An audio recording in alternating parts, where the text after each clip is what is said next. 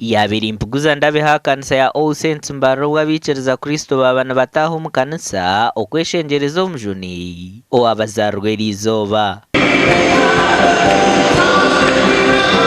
omukushabo kwabikiriza Kristo bashabo kukoratara hamwe no kutoreza emico ya Kristo omumagara gabo go Kristayo itsimarahanga munonga ahabo kuba turiyo tushaguza okuzarwa k'omujuni weitu Yesu Kristo umujuno wazirwe okucungura ensi yona okurwo mu kibi no kurwo mu mwirima gwa Satani izoba nkeri ririmanyisa kintu kihango munonga mu byafa by'amagara ga buri mu Kristayo wena urumanya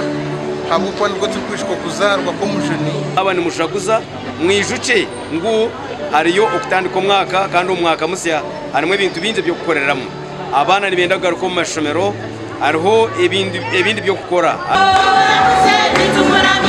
omuganda makuru nkagaba Kristo hakereziya ya Katukuru parishaho muri Mbara bashabo kutamana omukombe kamakagabo kibahwero kwetungura nimba kurusya byo nebumbira biremu kandi mbendeza no mwaka 2023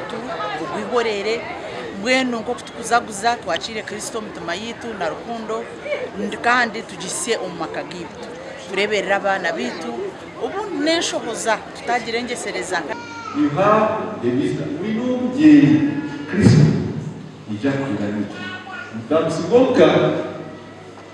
kaza mtai. Mtai bizoba bana. Kumanya ukali komusha.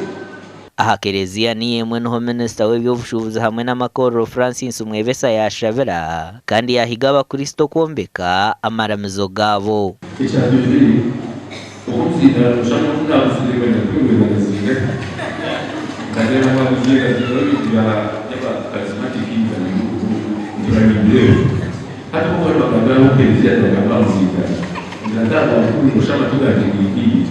buri birabiri na bitanu by'ukwezi kwa 12 bikirizo kwetorora ensi yona nibegita okwijuka amazarwa gwa Yesu Kristo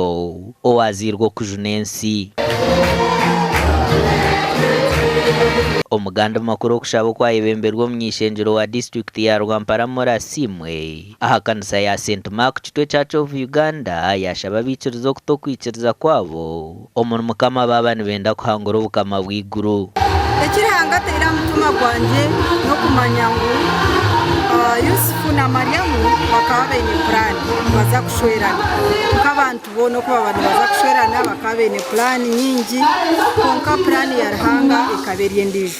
kandi plan ya Ruhanga debene tugira ngo mutuma gw'umuntu ataha plan zinyingi konka ya Ruhanga niye gumaho so nagambira sharinga n'abantu banje kugira ngo tupuraninge